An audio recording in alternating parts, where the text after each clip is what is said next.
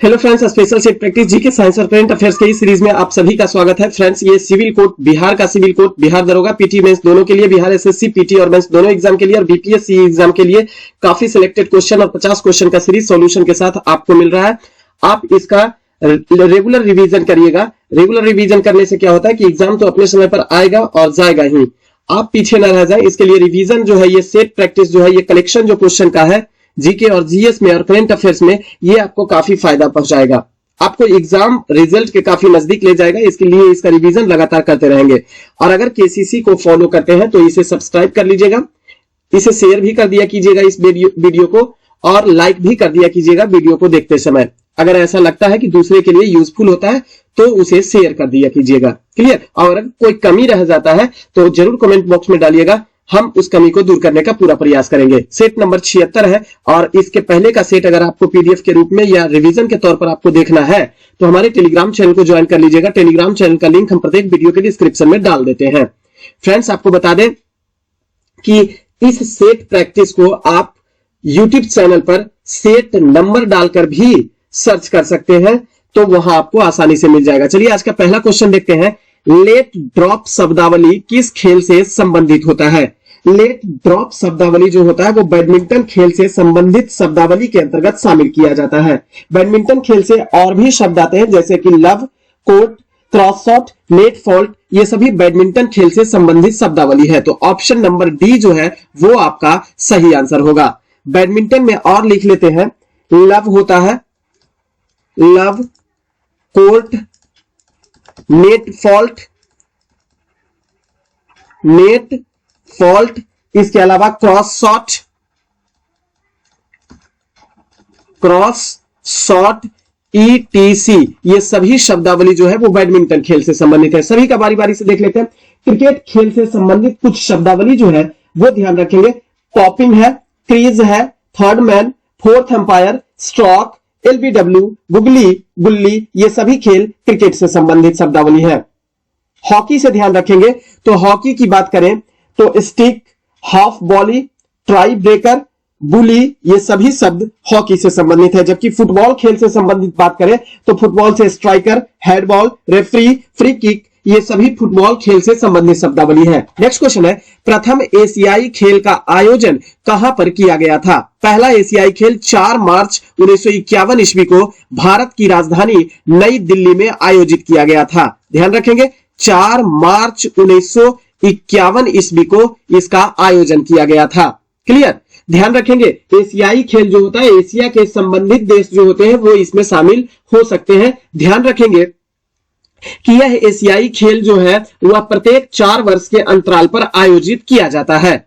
Clear? ध्यान रखेंगे ये भी कि 19वां एशियाई खेल जो था वह 2022 में होना था, लेकिन कोरोना के चलते 2022 में यह नहीं आयोजन हो पाया। एशियाई खेल 2022 का आयोजन, 19वें एशियाई खेल 2022 में इसका आयोजन नहीं हो पाया, जो होंगझू में होना था। होंगझू चीन में इसका आयोजन होना था, ये कैंसिल हो गया, नहीं हो पाया, रद्द हो गया। क्लियर? तो अब जो है वह इसका आयोजन जो है वो सितंबर 2023 में इसका आयोजन इसी होंगझू चीन में आयोजित किया जाएगा। सितंबर 2023 में इसका आयोजन किया जाएगा, वो भी 19वें एशियाई खेल के नाम से ही आयोजित किया जाएगा। क्लियर? अब ध्यान रखेंगे 20वां एशियाई खेल, 20वां एशियाई खेल जो 2026 में होता है, क्योंकि 4 वर्ष के अंतराल पर, तो 2026 में 20वें एशियाई खेल का आयोजन किया जाएगा। ध्यान रखेंगे यह कहां आयोजित किया जाएगा? नागोया, जापान में। नागोया, जापान में इसका आयोजन किया जाएगा। जबकि 21वां एशियाई खेल जो 2030 में होगा, ध्यान रखेंगे ये दोहा, कतर में आयोजित किया जाएगा। दोहा, कतर में आयोजित किया जाएगा।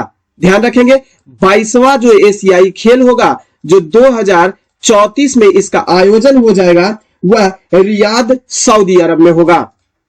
रियाद, सऊदी अरब में इसका आयोजन किया जाएगा। तो लगातार आप याद रखेंगे 19वां, 20वां, 21वां और 22वां तक 19वां होगा होंगझोऊ चीन में आयोजित किया जाना था 2022 में ही, लेकिन यह 2022 में नहीं हुआ, रद्द हो गया। अब यह सितंबर 2023 में होंगझोऊ चीन में ही आयोजित किया जाएगा। 20वां राष्ट्रमंडल नहीं, 20वां एशियाई खेल जो है 2026 में नागोया जापान में होगा। 21वां 2030 दोहा कतर में होगा। 22वां 2034 रियाद सऊदी अरब में होगा। नेक्स्ट क्वेश्चन है अंसा किस देश की समाचार एजेंसी है? बड़ा इंपॉर्टेंट क्वेश्चन है, अंसा किस देश की समाचार एजेंसी है? तो ध्यान रखेंगे अंसा जो है वो इटली की समाचार एजेंसी का नाम अंसा है। इसके अलावा भी है मलेशिया, जो ऑप्शन नंबर सी में दिया हुआ है, मलेशिया की समाचार एजेंसी बरनामा है। बरनामा मलेशिया की समाचार एजेंसी है। जबकि रूस की समाचार एजेंसी की अगर बात करें तो रूस की समाचार एजेंसी नोवोस्ती है। नोवोस्ती है। क्लियर? सऊदी अरब का थोड़ा देख लीजिएगा, सऊदी अरब का क्या समाचार एजेंसी है, ध्यान में नहीं आ रहा। तो इटली का अंसा, मलेशिया का हो जाएगा बरनामा, रूस का नोवोस्ती हो जाएगा। थोड़ा सा कुछ देशों का याद रख देंगे समाचार एजेंसी। भारत की समाचार एजेंसी के रूप में PTI, press trust of India, जो भारत की समाचार एजेंसी है। इसके अलावा समाचार भारती भी है। समाचार भारती भी भारत की समाचार एजेंसी के रूप में है। इसके अलावा यूनिवार्ता, इसके अलावा भी भारत का United news of India, Uni, United news of India, Uni, ये भारत की समाचार एजेंसियां है। ध्यान रखेंगे इसके अलावा भी यूएसए का एपी है, ऐप है, जो एसोसिएटेड प्रेस के रूप में जाना जाता है। इसके अलावा यूएसए का और भी है यूनाइटेड प्रेस इंटरनेशनल, यूपी जिसे नाम से जाना जाता है। ब्रिटेन की समाचार एजेंसी राइटर्स के नाम से जानी जाती है। कुछ देशों का लिख लेंगे, ब्रिटेन का राइटर्स के नाम से समाचार एजेंसी को जाना जाता है। रूस का भी ध्यान रखेंगे, रूस का तास है समाचार एजेंसी। इसके अलावा इटली का तो आपका अंसा है ही। इजराइल का इतीम याद रखेंगे, इजराइल का इतीम है समाचार एजेंसी का नाम। फ्रांस का भी ध्यान रखेंगे, एएफपी, फ्रांस का एएफपी। इसके अलावा भी आप ध्यान रखेंगे पाकिस्तान का यूपीपी, पाक केवल लिखते, पाकिस्तान का यूपीपी समाचार एजेंसी है। इसके अलावा भी ध्यान रखेंगे, आप और भी याद रखें, जैसे कि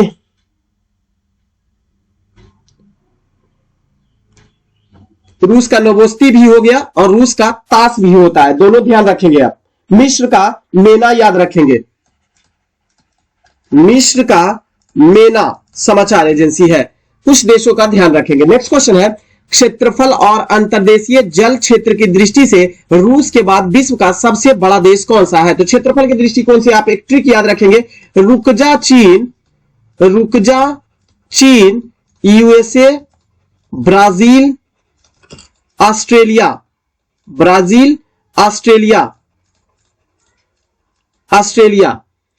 इसको कहता है भारत। तोरो देख लेंगे, इतने देश को भारत कहता है तोरो देख लेंगे।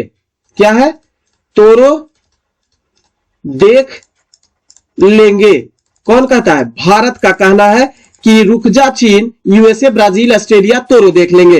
रूस से आता है रूस, जो क्षेत्रफल के दृष्टिकोण से विश्व का सबसे बड़ा देश है। दूसरा आता है कनाडा, जो क्षेत्रफल के दृष्टिकोण से दूसरा सबसे बड़ा देश है। जा यहां पर साइलेंट, ऐसा नहीं कि इसको जापान याद रखेंगे, जा है जो साइलेंट है। चीन तीसरे स्थान पर, यूएसए चौथे स्थान पर क्षेत्रफल के दृष्टिकोण से, ब्राजील जो है वो 5th स्थान पर क्षेत्रफल के दृष्टिकोण से, ऑस्ट्रेलिया 6th स्थान पर है और भारत जो है वो 7th स्थान पर क्षेत्रफल के दृष्टिकोण से सबसे बड़ा देश है। इसके भारत के अलावा भी ध्यान रखेंगे, 10 देशों तक याद रखेंगे।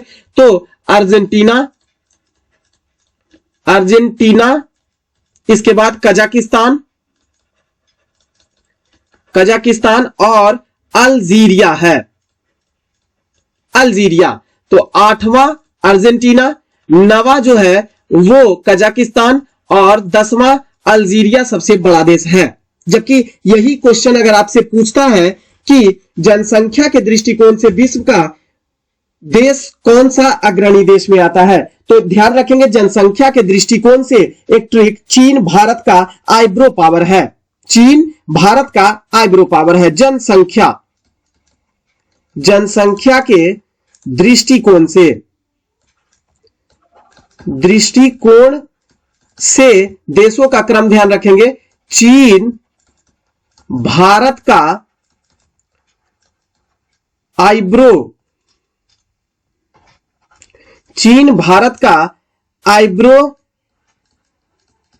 पावर है।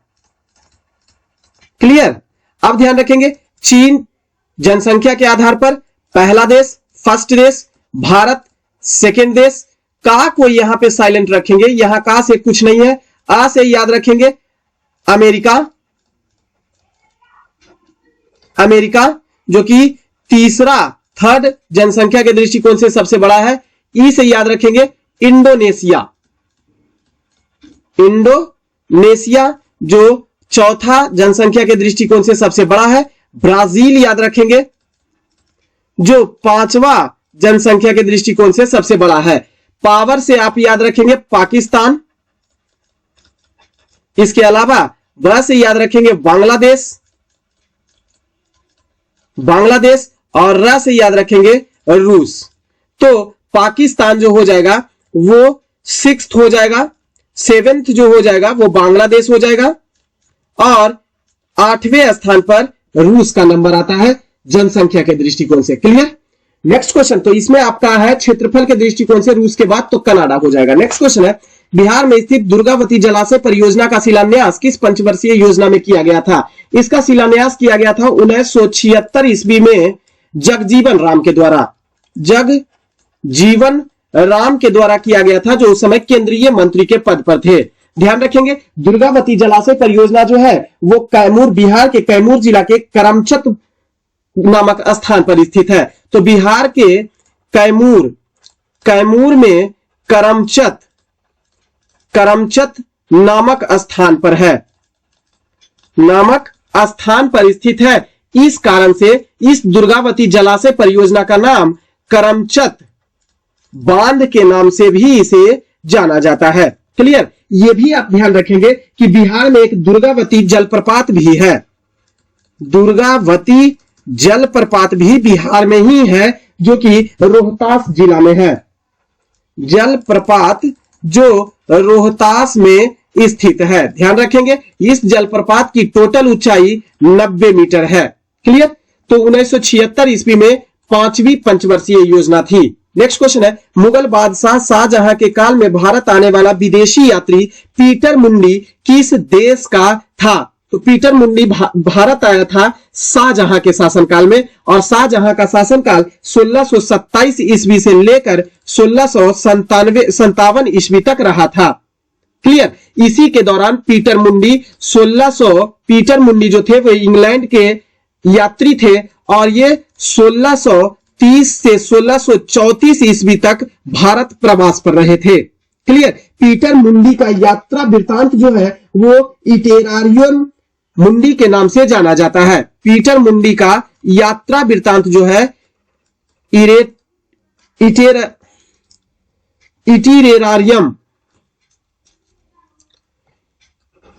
इटेरारियम मुंडी इसकी यात्रा वृत्तांत है। इस यात्रा वृत्तांत में इन्होंने जो अकाल पड़ा था, भीषण अकाल पड़ा था भारत में शाहजहां के शासनकाल में, उसका उल्लेख मिलता है और आर्थिक तथा सामाजिक व्यवस्था का भी वर्णन इसी पुस्तक में किया गया है। क्लियर। नेक्स्ट क्वेश्चन है philosophy of the bomb. Philosophy of the bomb यानी बम का दर्शन, हिंदी में भी कभी कभी दे देगा बम का दर्शन। फिलॉसफी ऑफ द बम नामक पुस्तक के रचयिता भगवती चरण बोहरा है। नेक्स्ट क्वेश्चन है, भारतीय संविधान के अनुच्छेद 19 द्वारा कितने तरह की स्वतंत्रता भारतीय नागरिकता को प्रदान किया गया है या भारतीय नागरिक को प्रदान किया गया है? तो ध्यान रखेंगे कुल 6 प्रकार की नागरिकता जो है, स्वतंत्रता जो है भारतीय नागरिक को अनुच्छेद 19 के तहत प्रदान किया गया है। 6 प्रकार की, हालांकि यह पहले मूल संविधान में कुल 7 प्रकार की स्वतंत्रता प्रदान की गई थी। ध्यान रखेंगे कौन कौन स्वतंत्रता, केवल याद रख लेंगे आप। अनुच्छेद 19 के क में कहा गया है बोलने की स्वतंत्रता या अभिव्यक्ति की स्वतंत्रता। अनुच्छेद 19 के बी में कहा गया, दूसरे में कहा गया है स्वतंत्रता अशांति पूर्वक बिना हथियार के एकत्रित होने और सभा करने की स्वतंत्रता प्रदान किया गया है। 19 के 3 में कहा गया है संघ बनाने की स्वतंत्रता प्रदान किया गया है। 19 के 4 में देश के किसी भी भाग में आने जाने की स्वतंत्रता है। 19 के 5 में 19 का उपबंध 5 में देश के किसी भी जगह निवास करने की स्वतंत्रता दिया गया है। और छठा में 19 के 6 में कहा गया है संपत्ति का अधिकार, जो कि 44वें संवैधानिक संशोधन के द्वारा इसे समाप्त कर दिया गया है। वर्तमान समय में जो संपत्ति का अधिकार था, मौलिक अधिकार था, 19 के 6 में भी इसे प्रदान किया गया था, लेकिन 19 का 6 अब ब्लैक कर दिया गया है, इसे हटा दिया गया वहां से, क्योंकि 44वां संवैधानिक संशोधन 1978 ईस्वी हुआ। उस समय संपत्ति के अधिकार को मौलिक अधिकार से हटा दिया गया और इसे अब कानूनी अधिकार का दर्जा प्रदान कर दिया गया है, जो कि अनुच्छेद 300 के क में जोड़ दिया गया है। क्लियर? तो अभी यह 19 का छठा जो उपबंध है वह खाली है। अनुच्छेद 19 का 7वें में व्यापार और जीविका पार्जन करने की स्वतंत्रता दी गई है। तो 5 अभी वर्तमान समय में 6 प्रकार की स्वतंत्रता अनुच्छेद 19 के तहत प्रदान किया गया है। नेक्स्ट क्वेश्चन है, कौन सी भारत की प्रथम व्यायामी जिसने ओलंपिक्स में हिस्सा लिया था? बड़ा इंपॉर्टेंट क्वेश्चन है, कौन सा व्यायामी है जो भारत के ओलंपिक्स में हिस्सा लिया था? क्लियर? तो Deepa Karmakar, option number A आपका बिल्कुल ही सही है। थोड़ा सा रिकॉर्ड देख लेंगे। भारत की ओर से ओलंपिक खेलों में भाग लेने वाला प्रथम खिलाड़ी जो है वो एंग्लो इंडियन था, वह नॉर्मन प्रिजार्ड थे। भारत की तरफ से प्रथम जो ओलंपिक में भाग लेने वाले नॉर्मन प्रिजार्ड थे, जिन्होंने ये एक आंग्ल भारतीय थे, जो कि 1900 ईस्वी में दूसरे ओलंपिक में 1900 ईस्वी में भारत की तरफ से भाग लिए थे। क्लियर? और ये भी एथलेटिक्स स्पर्धा में 2 रजत पदक जीते थे। एथलेटिक्स प्रतिस्पर्धा में 2 रजत पदक प्राप्त किए थे। क्लियर? ये तो पहले भारतीय थे, लेकिन एंग्लो इंडियन थे। क्लियर? अब ध्यान देंगे कि भारत ने सर्वप्रथम 2020 के ओलंपिक में अपने खिलाड़ियों का एक दल भेजा था और इस दल में 2 पहलवान, 2 एथलीट और 1 प्रबंधक थे। तो टोटल हो गए 4 खिलाड़ी। इस 4 खिलाड़ी में फदीपा डरेपा छागुले जो थे, इन्होंने मैराथन दौड़ में 19वीं स्थान प्राप्त की थी। इस प्रकार वह भारत के प्रथम मैराथन धावक हुए।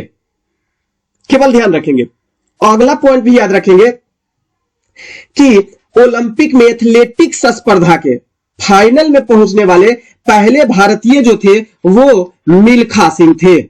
मिल्खा सिंह पहले भारतीय जो एथलेटिक्स में रनिंग में फाइनल में पहुंचने वाले पहले भारतीय थे। इन्होंने 1960 ईस्वी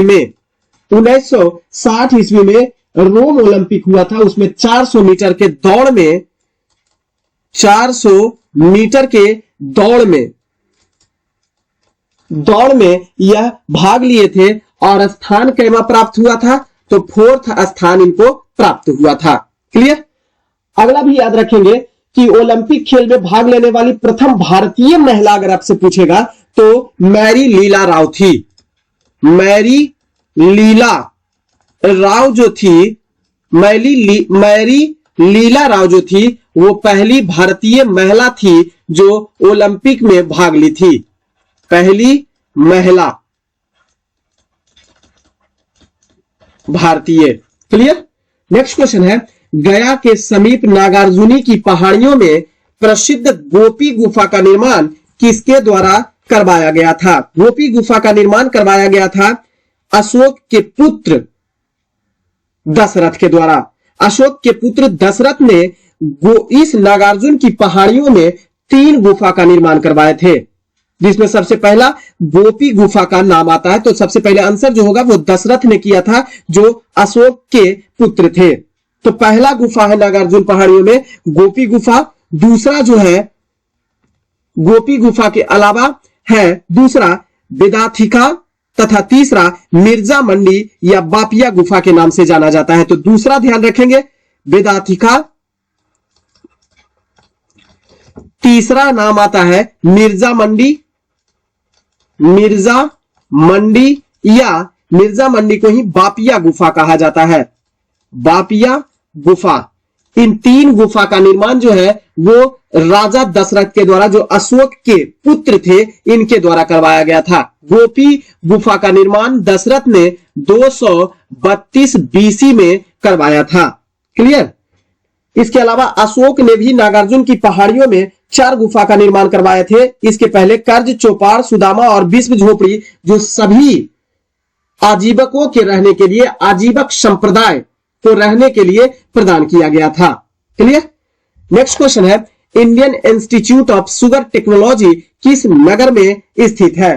तो Indian institute of sugar technology जो है वो स्थित है आपका, Indian institute of sugar technology जो है वो कानपुर में स्थित है, जबकि चमड़ा अनुसंधान संस्थान जो है वो चेन्नई में स्थित है।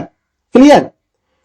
नेक्स्ट क्वेश्चन है, भारतीय संविधान की 7वीं अनुसूची के अनुसार बिजली किस में आती है? बड़ा इंपॉर्टेंट क्वेश्चन है।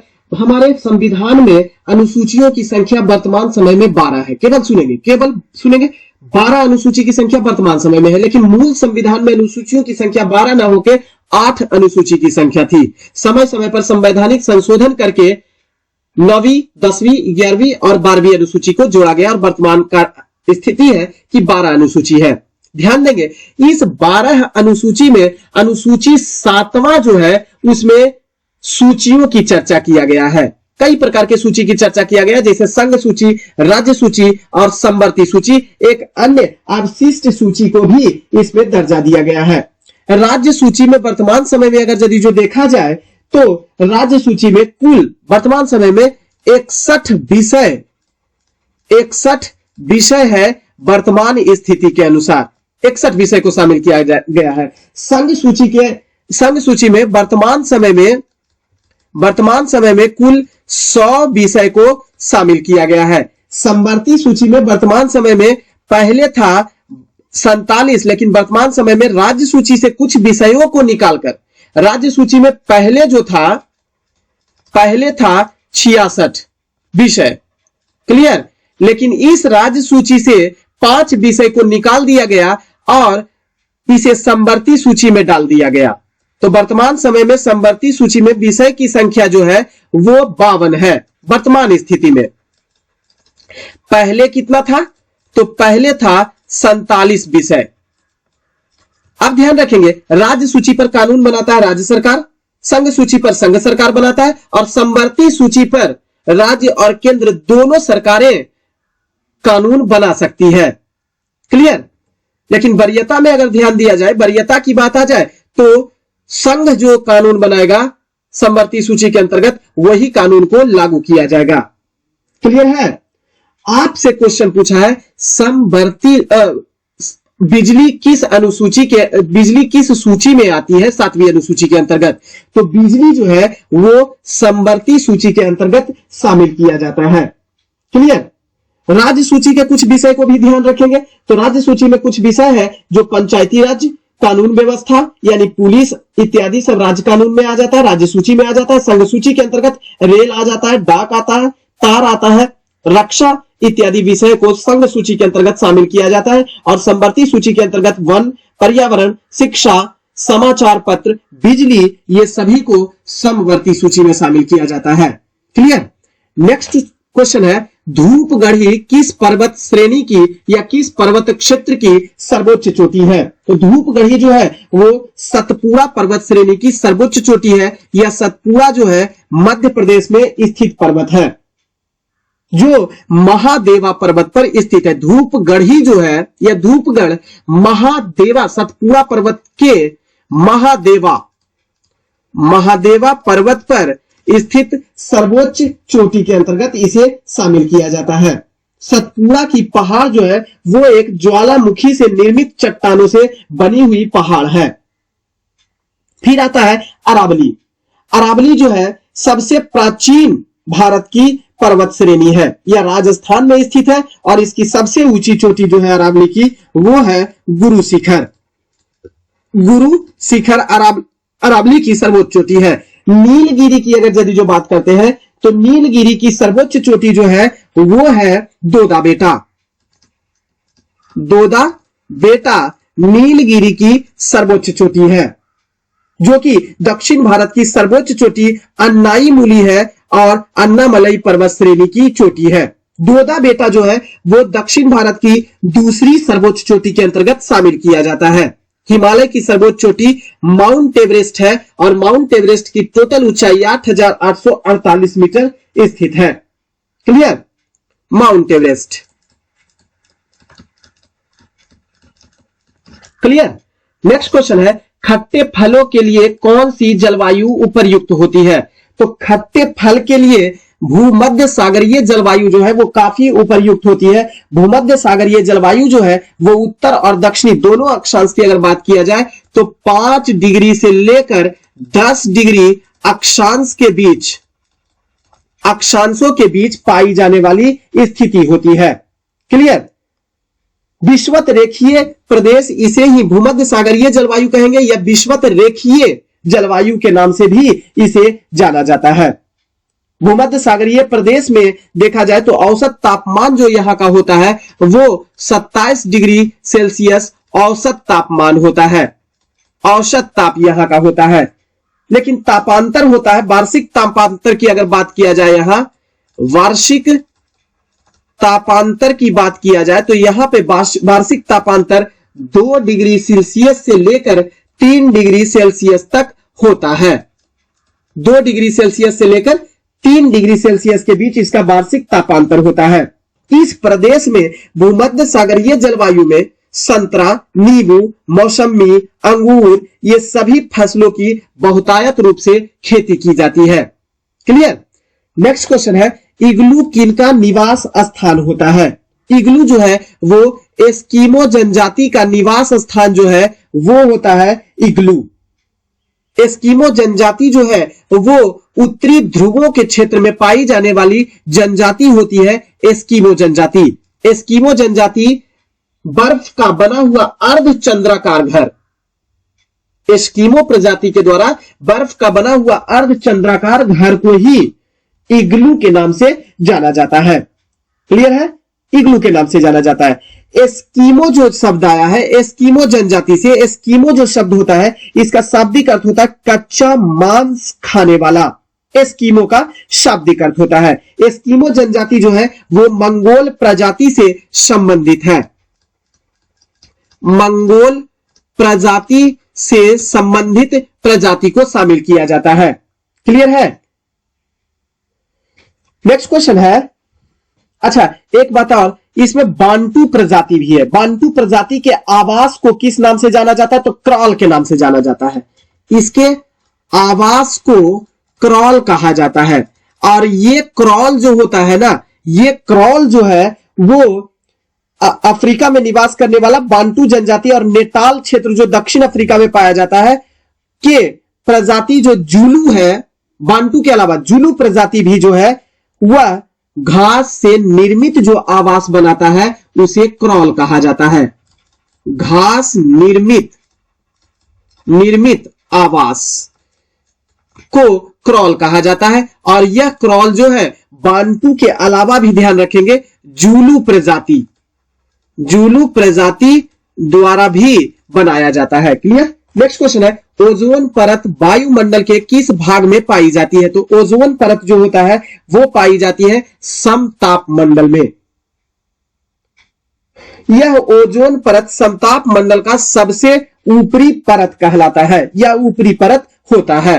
ओजोन शब्द आया है जो कि ऑक्सीजन के 3 अणु से मिलकर बना हुआ होता है ओजोन। कभी कभी इसका पूछ देता है फॉर्मूला भी कि ओजोन का रासायनिक फॉर्मूला क्या होता है, तो O3 होता है। यह भी आप ध्यान रखेंगे। ओजोन पर पराबैंगनी किरणें जो होती है सूर्य से डायरेक्ट ओजोन परत पर पहुंचती है और ओजोन परत जो है उसको कवर कर लेता है, जिसके कारण से सूर्य से आने वाली पराबैंगनी किरण जो है वो पृथ्वी तक नहीं पहुंच पाती है और हम लोग पराबैंगनी किरण से बचे हुए रह जाते हैं।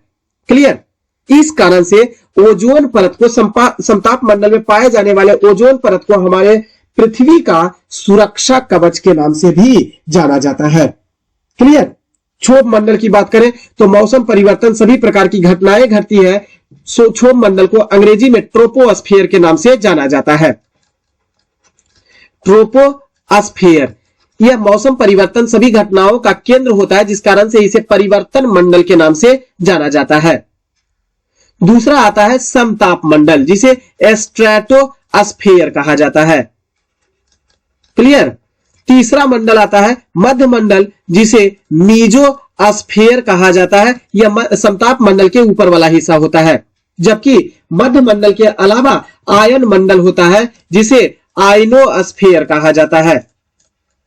आयनोस्फीयर कहा जाता है आयन मंडल में, क्योंकि सूर्य का प्रकाश जो है इसमें तेज पड़ता है, तापमान में वृद्धि होती है। आयन मंडल, इसमें 3 प्रकार के लेयर पाया जाता है, जिसमें दीर्घ रेडियो तरंग, मध्यम रेडियो तरंग और लघु रेडियो तरंग होता है, जो संचार सेवा के लिए हम लोग जो मोबाइल फोन का यूज करते हैं, टेक्नोलॉजी का इस्तेमाल करते हैं, विभिन्न प्रकार के संचार साधन का इस्तेमाल करते हैं, वो आयन मंडल का ही देन है। क्योंकि यहां से परावर्तित होने वाला, यहां से छोड़े जाने वाला जो तरंगे हैं वो आयन मंडल से टकराकर वापस पृथ्वी पर परावर्तित हो जाता है, जिसके कारण से हम लोग संचार सेवा का बहुतायत रूप से फायदा उठा पाते हैं। तो संचार सेवा के लिए आयन मंडल काफी उपयुक्त मंडल होता है, जो कि चौथा मंडल होता है। जबकि एक होता है बहिर्मंडल।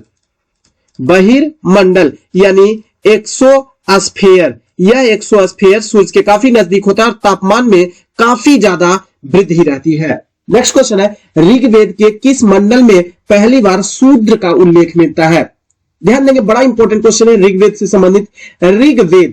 ऋग्वेद की रचना ऋग्वैदिक काल में हुई थी, जो 1500 ईसा पूर्व से 1000 ईसा पूर्व के काल को कहा जाता है। यानी ऋग्वेद की रचना 1500 ईसा पूर्व से लेकर 1000 के ईसा पूर्व तक में की गई थी। ऋग्वेद के ज्ञाता को होत्रा या होत्री के नाम से भी जाना जाता है। ऋग्वेद में 10 मंडल, पहले तो ऋग्वेद में 8 अष्टक, 10 मंडल, 1028 सूक्त और 10,462 ऋचाएं हैं। ऋग्वेद में अलग अलग मंडलों की रचना अलग अलग ऋषि मुनियों के द्वारा किया जाता है। जैसे पहले मंडल के रचयिता मधुचंदा, दीर्घतमा और अंगिरा हैं। उसके बाद दूसरे मंडल के रचयिता गृत्समद, तीसरे का विश्वामित्र, वामदेव, अत्रि मुनि, भारद्वाज, वशिष्ठ, कर्म ऋषि, पवमान अंगिरा, क्षुद्र सुक्तिये और महासुक्तिये 10वें मंडल के हैं। तो अलग अलग मंडलों के रचयिता अलग अलग ऋषि मुनियों के द्वारा किया गया था। आप ध्यान रखेंगे, इसमें तीसरे मंडल की अगर बात करेंगे, जो इंपॉर्टेंट मंडल है, तीसरे मंडल की अगर बात करें तो तीसरे मंडल में गायत्री मंत्र की चर्चा मिलती है। तीसरे मंडल में जो इंपॉर्टेंट मंडल है जिसके बारे में पूछता है तो ध्यान रखेंगे, तीसरे मंडल जो है, इसके तीसरे मंडल में गायत्री मंत्र का उल्लेख किया गया है। इसके रचयिता कौन है? विश्वामित्र तीसरे मंडल के रचयिता है, विश्वामित्र। अतः कहा जाता है कि गायत्री मंत्र की रचना किसने की? तो विश्वामित्र ऋषि के द्वारा किया गया। क्लियर? फिर ध्यान रखेंगे सातवें मंडल याद रखेंगे, सातवें मंडल दिया हुआ। सातवें मंडल में देवता वरुण का उल्लेख मिलता है। वरुण देवता का उल्लेख सातवें मंडल में मिलता है। क्लियर? इसके अलावा 8वें मंडल है। 8वें मंडल में हस्तलिखित ऋचाओं की चर्चा मिलती है, हाथ से लिखा हुआ मंत्र। तो हस्तलिखित ऋचाओं की चर्चा जो है वो किया गया है 8वें मंडल में। और 10वें मंडल में ध्यान रखेंगे, 10वें मंडल से पहले ध्यान रखेंगे 9वें मंडल में। 9वें मंडल ध्यान रखेंगे तो यह देवता सोम का उल्लेख किया गया है। देवता सोम का उल्लेख जो है वो 9वें मंडल में किया गया और 10वें मंडल में पुरुष सूक्त के चतुष्वर्ण समाज का वर्णन मिलता है, जिसमें ब्राह्मण, क्षत्रिय, वैश्य और शूद्र का उल्लेख मिलता है। अतः शूद्र की चर्चा सबसे पहले 10वें मंडल में किया गया था। पहले मंडल और 10वें मंडल का रचना सबसे बाद में हुआ है। क्लियर, इतना याद रखेंगे। तो 10वें मंडल में चतुष्वर्ण आदि समाज के चतुष्वर्ण समाज का उल्लेख 10वें मंडल में मिलता है। चतुष्वर्ण समाज, और इस चतुष्वर्ण समाज में कौन सा? ब्राह्मण, क्षत्रिय, वैश्य और शूद्र का उल्लेख मिलता है। शूद्र का उल्लेख मिलता है। इस कारण से सबसे निम्न जाति का उल्लेख 10वें मंडल में शूद्र की चर्चा मिलती है। नेक्स्ट क्वेश्चन है, एक मोबियस स्ट्रिप क्या होता है? तो मोबियस स्ट्रिप जो होता है वो एक सतह होता है जो केवल एक पक्ष और केवल एक ही सीमा से घिरा हुआ होता है। यह मैथमेटिशियन में प्रयोग किया जाने वाला एक शब्द होता है, मोबियस स्ट्रिप। नेक्स्ट क्वेश्चन है, निम्न में से कौन सा इसमें सुमेलित आपका नहीं है? तो ध्यान देंगे, सेवा सदन BM मालावरी के द्वारा, संस्थापक BM मालावरी ने सेवा सदन की स्थापना की थी। शारदा सदन की स्थापना जो है वो रमाबाई के द्वारा किया गया था, न कि महादेव गोविंद रानडे के द्वारा। तो शारदा सदन की स्थापना किसके द्वारा? रमाबाई के द्वारा, रमाबाई के द्वारा किया गया था 1889 ईस्वी में। जबकि धर्म सभा की स्थापना राज राधाकांत के द्वारा किया गया था, बिल्कुल सही है। और सामाजिक सेवा संघ की स्थापना NM जोशी के द्वारा, बिल्कुल ही सही है। नेक्स्ट क्वेश्चन है, किसके अनुसार ब्याज एक प्रतिफल है तरलता छोड़ने का? कीन्स के अनुसार। कीन्स ने कहा था ब्याज एक प्रतिफल होता है तरलता छोड़ने का। मतलब अगर कोई व्यक्ति आपसे ब्याज पर पैसे मांगता है तो उसी का प्रतिफल जो ब्याज है किस लिए दीजिएगा? पैसा उसको देके आप उससे ब्याज लीजिएगा। तो तरलता का मतलब होता है मुद्रा, पैसा। तो पैसा छोड़ेंगे कब? जब हमें ब्याज मिलेगा। किसी को पैसा कब, मुद्रा कब देंगे? जब हमें ब्याज मिलेगा। तो ब्याज एक प्रतिफल किसका होता है? तरलता छोड़ने का प्रतिफल होता है। क्लियर? मार्शल के ये शिष्य थे कीन्स, जिसे JM कीन्स के नाम से भी जाना जाता है। इन्होंने रोजगार, ब्याज एवं मुद्रा का सामान्य सिद्धांत प्रस्तुत किया था और पुस्तक की भी रचना किया था। क्लियर? मार्शल जो थे, ऑप्शन नंबर बी पर ध्यान देंगे, ये मार्शल जो थे ये कीन्स के गुरु थे। मार्शल, JM कीन्स के गुरु मार्शल, और इन्होंने अर्थशास्त्र को आदर्श विज्ञान कहा था। अर्थशास्त्र जो है वो आदर्श विज्ञान है, यह किसने कहा था? वह मार्शल के द्वारा कहा गया था। कीन्स, और भी ध्यान रखेंगे, कीन्स ने व्यष्टि अर्थशास्त्र का, कीन्स को व्यष्टि अर्थशास्त्र का जनक माना जाता है। क्लियर? जनक माना जाता है। कीन्स के अनुसार रोजगार प्रभावी मांग पर निर्भर करती है। रोजगार जो है वो प्रभावी मांग पर निर्भर करती है, यह किसका कथन है? कीन्स। रोजगार जो है वो प्रभावी मांग पर निर्भर करती है। किसने कहा था? यह कीन्स ने कहा था।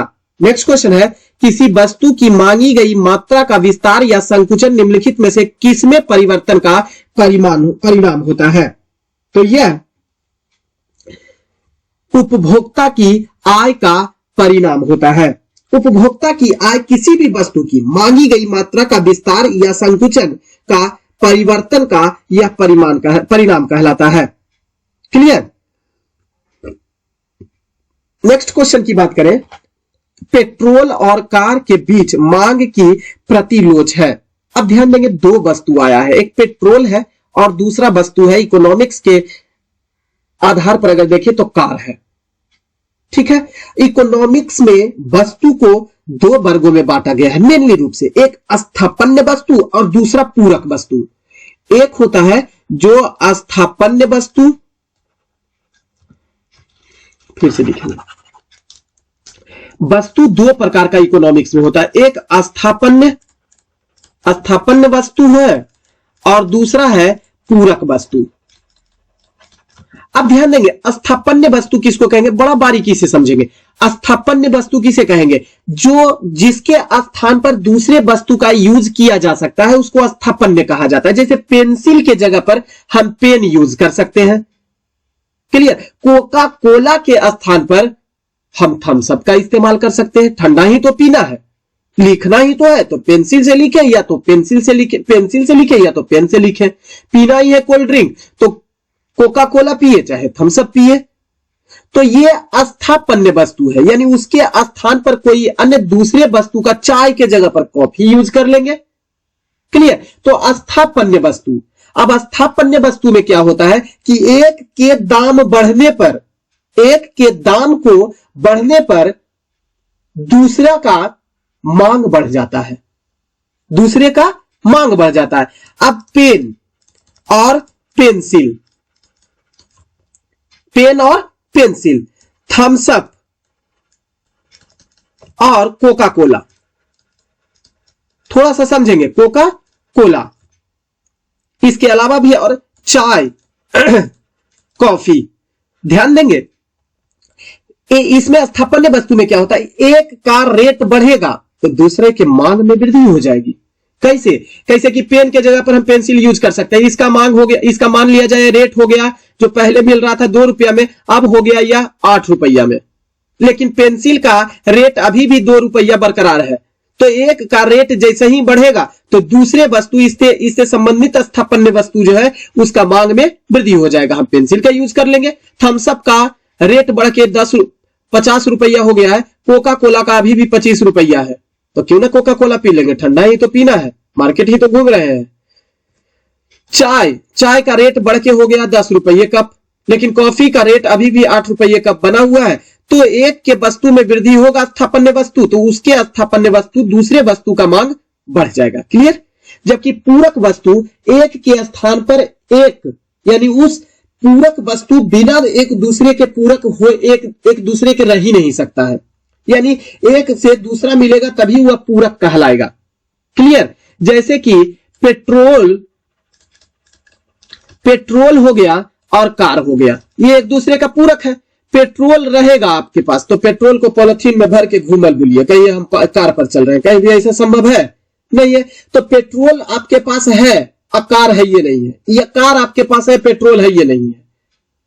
और जब दोनों आपके पास है तो वो एक दूसरे का पूरक हो जाएगा, तब वह पूरा होगा, तब उसे आप सड़क पर चला सकेंगे, रोड पर चला सकेंगे, क्लियर। तो पेट्रोल और कार एक दूसरे का पूरक है। स्याही हो गया, स्याही और पेन हो गया, एक दूसरे का पूरक है।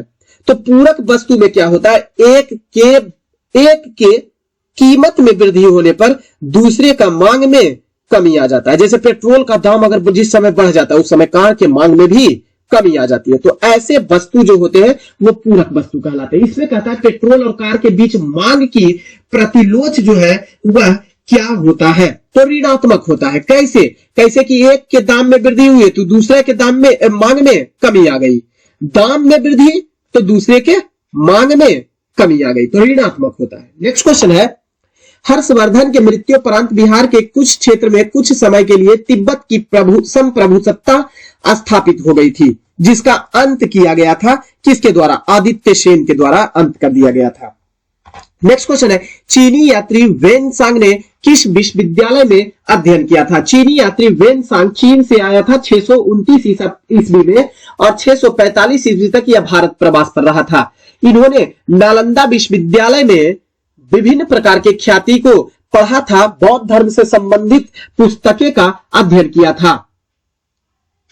चीनी यात्री वेनसांग को यात्रियों में राजकुमार, नीति का पंडित और वर्तमान शाक्य मुनि के नाम से भी जाना जाता है, क्लियर। इनकी पुस्तक को, यात्रा वृत्तांत को वेनसांग के यात्रा वृत्तांत को जाना जाता है सीयू की के नाम से इनके यात्रा वृत्तांत को जाना जाता है, जिसमें 138 देशों का विवरण दिया गया है। क्लियर। नेक्स्ट क्वेश्चन है, ये हर्षवर्धन के समय में आया था, नालंदा विश्वविद्यालय का अध्ययन किया था। थोड़ा यहां लिख भी लेंगे, हर्षवर्धन के समय भारत आया था। नेक्स्ट क्वेश्चन है, भारत में निर्वाचक मंडल का निम्नलिखित में से कौन सा कार्य होता है? निर्वाचक मंडल होता है राष्ट्रपति के लिए। यह राष्ट्रपति को चुनने का एक मंडल होता है, और इस निर्वाचक मंडल, राष्ट्रपति को चुनने के लिए निर्वाचक मंडल की जो चर्चा किया गया है वो अनुच्छेद 54 में किया गया है। ध्यान रखेंगे, राष्ट्रपति के निर्वाचक मंडल में होते कौन कौन है, जरा ध्यान देंगे। राष्ट्रपति के निर्वाचक मंडल में उम्मीदवारी के लिए, निर्वाचक मंडल के लिए 50 प्रस्तावक और 50 अनुमोदक का होना बड़ा जरूरी होता है। इस निर्वाचक मंडल में 50 प्रस्तावक और 50 अनुमोदक का इस निर्वाचक मंडल में होना जरूरी होता है। क्लियर। इसके अलावा दूसरा में अगर बात करेंगे तो निर्वाचित सदस्य होते हैं, निर्वाचित सदस्य। अब यह निर्वाचित सदस्य जो होते हैं वो कहां कहां के होते हैं ये भी ध्यान रखेंगे। तो संसद के निर्वाचित सदस्य, अब संसद का मतलब लोकसभा और राज्यसभा के निर्वाचित सदस्य। तीसरा बात करेंगे तो राज्य के विधानसभा, राज्य का विधानसभा के निर्वाचित सदस्य। क्लियर। निर्वाचित सदस्य सभी राज्यों के विधानसभा के निर्वाचित सदस्य होते हैं। तथा और भी ध्यान रखेंगे तो जिन राज्यों में विधान परिषद है तो विधान परिषद के निर्वाचित सदस्य।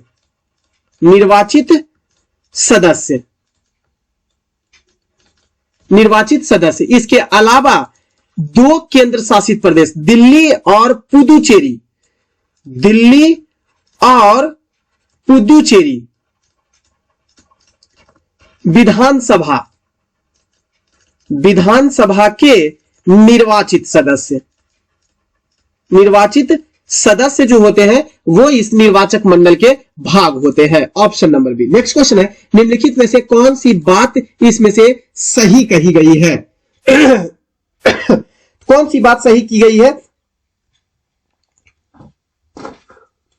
तो उपभोग आय का एक भाग होता है। जी हां, बिल्कुल सही है। उपभोग जो है वो ही आय का एक भाग होता है। कोई भी वस्तु हम उपभोग कब करेंगे? जब हमारा आय होगा। तो उपभोग जो है वो आय का एक अंग है, एक भाग है। बिल्कुल ही सही है। आय का एक भाग जो है वो उपभोग पर ही खर्च करते हैं। आय का एक भाग जो कहलाता है वो बचत कहलाता है। उपभोग आय का एक भाग होता है, और आय का एक भाग जो है, आय का एक भाग जो है वो बचत कहलाता है। क्लियर। नेक्स्ट क्वेश्चन है, राष्ट्रपति द्रौपदी मुर्मू किस शहर में 7वें अंतरराष्ट्रीय धर्म सम्मेलन का उद्घाटन करेंगे? वो उद्घाटन भोपाल में किया जाएगा। ऑप्शन नंबर बी में। नेक्स्ट क्वेश्चन है, विश्व जन्मदिवस दिवस प्रत्येक वर्ष कब मनाया जाता है? 3 मार्च को मनाया जाता है विश्व जन्मदिवस दिवस। नेक्स्ट क्वेश्चन है, गांव गेम्स के 4थे संस्करण की मेजबानी कहां की जा रही है? तो इसका आयोजन दुबई में किया जा रहा है। नेक्स्ट क्वेश्चन है, वास्तविक मजदूरी में शामिल होते हैं। तो वास्तविक मजदूरी में कौन कौन से चीजों को शामिल किया जाता है? सभी सेवाओं को, माल या सेवाओं को, सभी सेवाओं या सभी माल को शामिल किया जाता है। Option number A. Clear. Next question है, दुर्लभ मुद्रा कौन सी मुद्रा होती है? बड़ा इंपॉर्टेंट है। मुद्रा कई प्रकार का होता है। दुर्लभ मुद्रा, सुलभ मुद्रा, गर्म मुद्रा और वास्तविक मुद्रा। दुर्लभ मुद्रा किसको कहेंगे? जो जरा ध्यान देंगे, दुर्लभ मुद्रा जो होता है जिसका बाहरी विदेशी मूल्य बढ़ रहा है। पहला तो यह हो गया कि बाहरी विदेशी मूल्य बढ़ रहा है, उसे दुर्लभ मुद्रा कहेंगे। और भी इसका परिभाषा है, जैसे कि जिस मुद्रा, वह मुद्रा जो जहां लाभ देखेगा वही पलायन कर जाएगा। तो पलायन करने की क्षमता जो होती है वो दुर्लभ मुद्रा में होती है, जो आसानी से उपलब्ध नहीं हो पाता है। आप इतना ध्यान रखेंगे। पलायन मुद्रा हॉट मनी होता है, हॉट मनी पलायन मुद्रा होता है, गर्म मुद्रा। तो दुर्लभ मुद्रा जो होता है जिसका बाहरी विदेशी मूल्य बढ़ रहा है और आसानी से वह मुद्रा उपलब्ध नहीं हो पा रहा है, उसे ही दुर्लभ मुद्रा के रूप में जाना जाता है। क्लियर? Option number A. दूसरा मुद्रा याद रखेंगे, सुलभ मुद्रा, जो आसानी से उपलब्ध हो जाए, जिसका बाहरी मूल्य घट रहा हो, जो आसानी से तरलता के रूप में उपलब्ध हो जाए, उसे सुलभ मुद्रा के नाम से भी जाना जाता है। फिर आता है वास्तविक मुद्रा। वास्तविक मुद्रा किसी भी देश में सरकार द्वारा जो प्रचलित मुद्रा सामान्य तौर पर होता है, उसे वास्तविक मुद्रा के नाम से भी जाना जाता है। क्लियर? वास्तविक मुद्रा के नाम से जाना जाता है। दुर्लभ मुद्रा में क्या होता है? बाजार में मुद्रा की पूर्ति की तुलना में मांग में लगातार वृद्धि हो जा रही है, उस मुद्रा को दुर्लभ मुद्रा होती है और यह आसानी से उपलब्ध नहीं होता है। हॉट करेंसी या गर्म मुद्रा किसे कहा जाता है? तो जिसमें पलायन कर जाने की प्रवृत्ति पाई जाती है वह मुद्रा हॉट करेंसी या गर्म मुद्रा कहलाती है। जहां लाभ देखता है वही पलायन कर जाता है, उसे हॉट मनी कहा जाता है। नेक्स्ट क्वेश्चन है, राज्य सरकार के कार्य किसके नाम से किए जाते हैं? राज्य सरकार के कोई भी कार्य राज्य के राज्यपाल के नाम से किए जाते हैं, क्योंकि राज्य का राज्यपाल जो होता है वो कार्यपालिका के प्रधान होते हैं, तो इन्हीं के नाम से किया जाता है। राज्य का संवैधानिक प्रमुख राज्यपाल होता है, जिस कारण से कोई भी कार्य करने के लिए राज्यपाल के नाम से ही किया जाता है। ठीक केंद्र में यही बात लागू होता है कि कोई भी कार्य राष्ट्रपति के नाम से किए जाते हैं, क्योंकि वे केंद्र में संवैधानिक प्रधान होते हैं। क्लियर? नेक्स्ट क्वेश्चन है, रेफ्रिजरेटर में खाद्य पदार्थ ताजा रखने हेतु सुरक्षित तापमान कितना होता है? 4 डिग्री सुरक्षित तापमान होता है। रेफ्रिजरेटर में ठंडक के लिए किसका प्रयोग किया जाता है? फ्रेऑन का प्रयोग रेफ्रिजरेटर में ठंडक के लिए किया जाता है।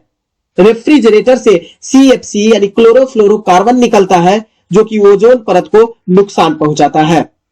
अगर ध्यान दें तो रेफ्रिजरेटर अगर चालू खुला छोड़ दिया जाए एक बंद कमरे में, तो कमरे का तापमान धीरे धीरे वृद्धि हो जाता है, यानी गर्म हो जाता है, क्योंकि CFC गैस उससे निकल रहा है और वह गर्म कर देता है। नेक्स्ट क्वेश्चन है, स्वचालित कलाई घड़ियों में ऊर्जा कहां से मिलती है? तो वह हमारे हाथ के विभिन्न संचालन के माध्यम से ऊर्जा उसे मिलती है। नेक्स्ट क्वेश्चन है, थर्मोस्टेट वह यंत्र होता है जो क्या करता है? तो थर्मोस्टेट जो होता है वह किसी निकाय के तापक्रम को स्वनियंत्रित करता है, उसे ही थर्मोस्टेट के नाम से जाना जाता है। क्लियर? नेक्स्ट क्वेश्चन है, प्रेशर कुकर में खाना जल्दी पकता है, ऐसा क्यों होता है? क्योंकि अधिक दाब पर पानी अधिक तापक्रम पर उबलने लगता है और यही कारण है कि खाना जल्दी पक जाता है। तो अधिक दाब पर पानी का तापक्रम पर उबलने लग जाता है निश्चित तौर पर। क्लियर? नेक्स्ट क्वेश्चन की बात करें, पृथ्वी के आकार की तुलना में निम्नलिखित में से सबसे बड़ा ग्रह कौन सा है? तो बृहस्पति जो है वह सबसे बड़ा ग्रह है। अगर बड़ा के आधार पर अगर सभी ग्रहों को देखेंगे तो बृहस्पति, दूसरा आता है शनि, तीसरा आता है अरुण और चौथा आता है वरुण। इसके अलावा अगर शामिल किया जाए तो आता है हमारा पृथ्वी, इसके अलावा अगर शामिल किया जाए तो मंगल, इसके अलावा शुक्र, इसके अलावा बुध। यह आकार के दृष्टिकोण से ग्रहों का क्रम है। क्लियर है? नेक्स्ट क्वेश्चन है, जब प्रकाश की किरण किसी माध्यम में से गुजरे तो संपूर्ण इंटरनल रिफ्लेक्शन नहीं मिलता है, कौन सा? ऑप्शन में दिया हुआ है, टोटल इंटरनल रिफ्लेक्शन, पूर्ण आंतरिक परावर्तन जिसे कहा जाता है। पूर्ण आंतरिक परावर्तन होने के लिए क्या चाहिए? 2 माध्यम चाहिए, एक सघन माध्यम और दूसरा विरल माध्यम। एक सघन माध्यम, दूसरा विरल माध्यम। तो पूर्ण आंतरिक परावर्तन होने के लिए प्रकाश को सघन माध्यम से विरल माध्यम में पहुंचना बड़ा जरूरी होता है प्रकाश को। अब कहेंगे सघन माध्यम किसको कहेंगे, विरल माध्यम किसको कहेंगे।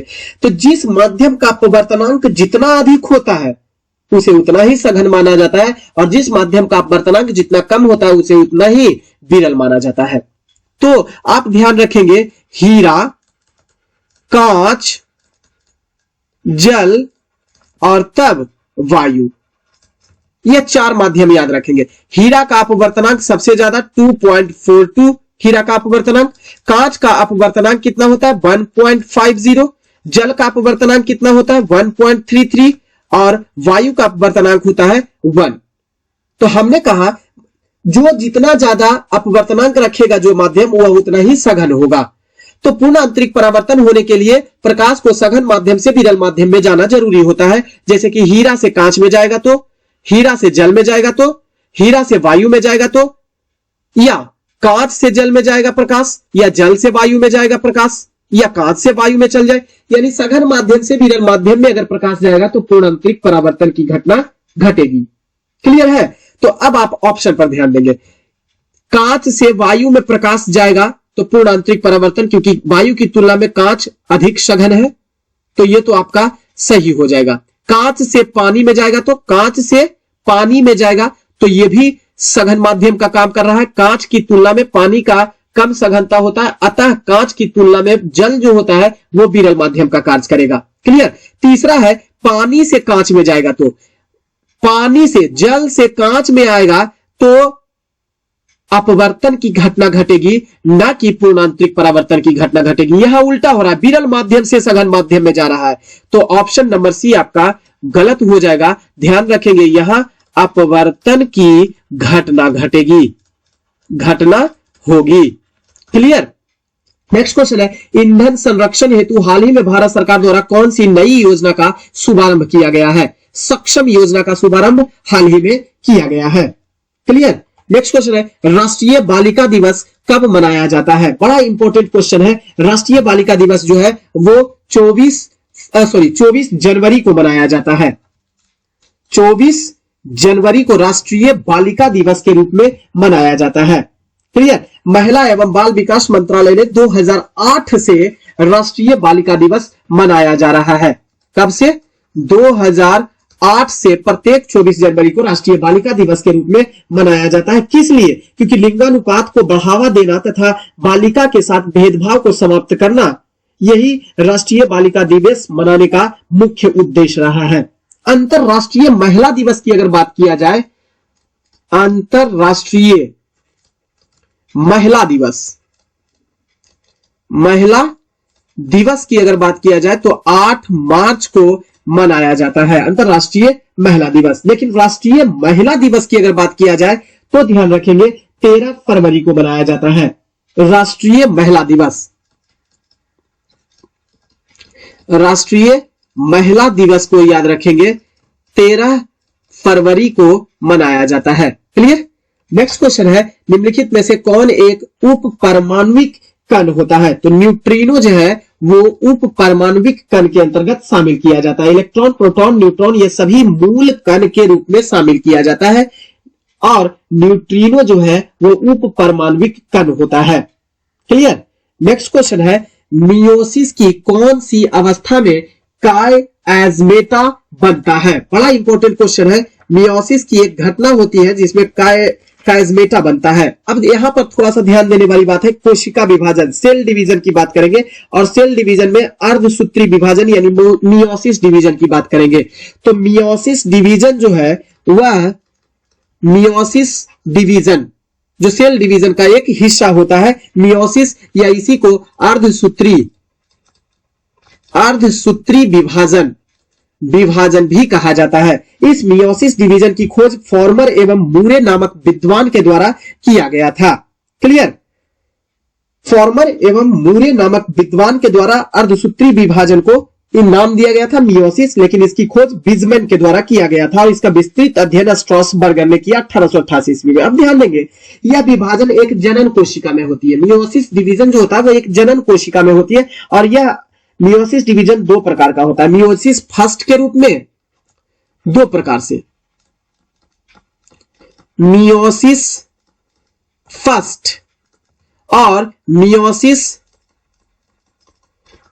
सेकेंड, दो अवस्था में होता है, मियोसिस फर्स्ट और मियोसिस सेकेंड।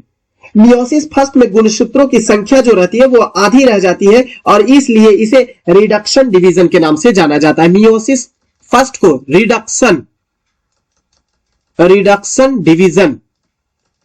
डिवीजन के नाम से जाना जाता है। अब आते हैं मियोसिस सेकेंड में। मियोसिस सेकेंड जो होता है वो 5 अवस्था में बटा हुआ होता है। मियोसिस सेकेंड जो होता है 5 अवस्था में बटा होता है। पहला होता है प्रोफेज, दूसरा अवस्था की अगर बात करें तो मेटाफेज,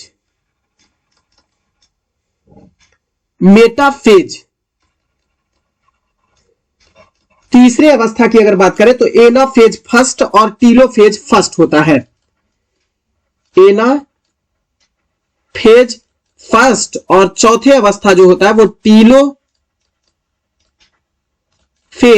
फर्स्ट होता है। अब थोड़ा सा यहां पर ध्यान देने वाली बात है और डिटेल इसका चलेंगे तो प्रोफेज फर्स्ट अवस्था जो होती है, प्रोफेज ये फर्स्ट अवस्था जो है वो काफी लंबी अवस्था होती है और ये 1 2 नहीं बल्कि 5 अवस्था में यह टूटता है। इस 5 अवस्था में ध्यान रखेंगे तो पैकिटीन, डिप्लोटीन, डाइकाइटीन, लेप्टोटीन और जाइगोटीन को शामिल किया जाता है। तो ध्यान रखेंगे लेप्टोटीन, दूसरा आता है पैकिटीन, तीसरा जो आता है वो आता है जाइगोटीन, चौथा जो आता है वो डिप्लोटीन और पांचवा जो आता है वो डाइकाइनेसिस आता है। क्लियर, डाइकाइनेसिस आता है। अब ध्यान रखेंगे कि आपका क्वेश्चन इसमें पूछा है मियोसिस की कौन सी अवस्था होती है जिसमें काईएजमेटा बनती है। तो मियोसिस के सेकेंड फेज के प्रोफेज फर्स्ट अवस्था में जो होता है वो बनता है डाइकाइनेसिस, लेकिन कौन से अवस्था में बनता है ये भी आप ध्यान रखेंगे तो डिप्लोटीन अवस्था में डाइकाइनेसिस बनता है। डिप्लोटीन अवस्था में होता क्या है डाइकाइनेसिस अवस्था, डिप्लोटीन अवस्था में कि समजात गुणसूत्र अलग होने लगते हैं लेकिन जोड़ा के 2 सदस्य जो होते हैं वो पूर्ण रूप से अलग नहीं हो पाते हैं, जिस कारण से कहीं कहीं एक दूसरे से ये एक्स के रूप में उलझे हुए रहते हैं और ऐसे उलझे हुए स्थानों को ही काईएजमेटा के नाम से भी जाना जाता है। और काईएजमेटा जो होता है वह उसकी एक इकाई या उसकी औसत संख्या को बारंबारता के नाम से भी जाना जाता है। क्लियर। नेक्स्ट क्वेश्चन है अग्नाशय में कौन सा हार्मोन बनता है। तो अग्नाशय में इंसुलिन हार्मोन बनता है। इंसुलिन हार्मोन की खोज बेंटिंग एवं बेस्ट नामक विद्वान के द्वारा किया गया था और ध्यान रखेंगे यही इंसुलिन हार्मोन जो होता है वो डायबिटीज को कंट्रोल करता है। क्लियर। नेक्स्ट क्वेश्चन है हीमोग्लोबिन, इसमें और भी है जो ट्रिप्सिन जो होता है वो अग्नाशय से स्रावित होता है, थायरॉक्सिन थायरॉइड ग्रंथि से और एड्रेनलिन जो होता है एड्रीनल ग्रंथि से। नेक्स्ट क्वेश्चन है हीमोग्लोबिन के बनने में कौन सी धातु मुख्य रूप से पाई जाती है। तो लोहा धातु फेरस जो होती है वो हीमोग्लोबिन के बनने के लिए उपयुक्त होता है। नेक्स्ट क्वेश्चन है कौन सी गैस पर्यावरण को प्रदूषित करती है। पर्यावरण को प्रदूषित करती है वो है carbon dioxide gas. Carbon dioxide सबसे ज्यादा पर्यावरण को प्रदूषित करने वाली गैस के रूप में शामिल किया जाता है। ग्रीन हाउस गैस में सबसे ज्यादा कार्बन डाइऑक्साइड की प्रतिशत मात्रा होती है। जीवाश्म ईंधन का मुख्य स्रोत जो होता है वो कार्बन डाइऑक्साइड ही होता है। इस कार्बन डाइऑक्साइड का उत्सर्जन अभी दुनिया में सबसे ज्यादा अमेरिका करता है और उसके बाद चीन का स्थान आता है। कार्बन डाइऑक्साइड पर रोक लगाने के लिए एक समझौता हुआ था जिसे क्योटो प्रोटोकॉल एक समझौता हुआ था सन 1997 ईस्वी में। क्लियर। हालांकि CO2 पर 2015 में भी पेरिस जलवायु सम्मेलन महत्वपूर्ण स्थान रखता है। नेक्स्ट क्वेश्चन है किसी इकोसिस्टम में रह रहे जीवों के समूह को क्या कहा जाता है। इकोसिस्टम में रह रहे जीवों के समूह को बायोम के नाम से जाना जाता है। ऑप्शन नंबर डी सही है। कई परितंत्र जब मिलता है तो इसे ही बायोम कहा जाता है। कई इकोसिस्टम जब मिल जाता है, इकोसिस्टम मतलब परितंत्र, कई परितंत्र मिलेगा तो बायोम का निर्माण करेगा, और कई बायोम जब मिल जाएगा तो जैव मंडल यानी बायोस्फीयर का निर्माण करेगा, और कई बायोस्फीयर जब मिलते हैं तो जनसंख्या का निर्माण करते हैं। तो ध्यान रखेंगे, बायोम के बाद आप याद रखेंगे जैव मंडल यानी बायोस्फीयर, कई बायोम मिलेगा तो बायोस्फीयर, जैव मंडल, और कई जैव मंडल मिलेगा तो जनसंख्या बनेगा। क्लियर। नेक्स्ट क्वेश्चन है, सबसे कम सांद्र मृदा कौन सी होती है? बारीक मृदा कौन सी होती है? तो चिकनी मिट्टी सबसे कम सांद्र मृदा होती है। पानी को ग्रहण करने की प्रवृत्ति जो होती है वो चिकनी मिट्टी में सबसे कम होती है, इसलिए यह सांद्र मृदा कहलाती है। नेक्स्ट क्वेश्चन है, फोटोफेज में ऊर्जा को ले जाने वाले दो तत्व एटीपी और कौन होते हैं? तो एटीपी और क्लोरोफिल ए होते हैं। क्लोरोफिल के 4 घटक होते हैं, chlorophyll A, chlorophyll B, carotene और जैंथोफिल होता है, जिसमें क्लोरोफिल ए एवं बी हरे रंग का होता है और ऊर्जा को स्थानांतरित करने के लिए जाना जाता है। क्लोरोफिल प्रकाश में बैंगनी, नीला और लाल रंग को ग्रहण करता है। क्लोरोफिल के केंद्र में मैग्नीशियम नामक धातु पाया जाता है। नेक्स्ट क्वेश्चन है, जो ऊर्जा ग्लूकोज के ऑक्सीजन से मिलती है वह कहां पर ट्रैप होती है? वो एडिनोसिन ट्राइफॉस्फेट के रूप में ट्रैप होती है। क्लियर। नेक्स्ट क्वेश्चन है, चमगादड़ कौन सी श्रेणी का जीव होता है? तो चमगादड़ जो है वो मैमल यानी स्तनधारी के रूप में शामिल किया जाता है, क्योंकि यह बच्चा देता है, इसमें बाह्य कान पाए जाते हैं। तो फ्रेंड्स, ये 50 क्वेश्चन का सीरीज आपको कैसा लगा कमेंट बॉक्स में जरूर डालिएगा। फिलहाल आज की सेवा को देते विराम, फिर मिलेंगे अगले सेट प्रैक्टिस में। बहुत बहुत धन्यवाद।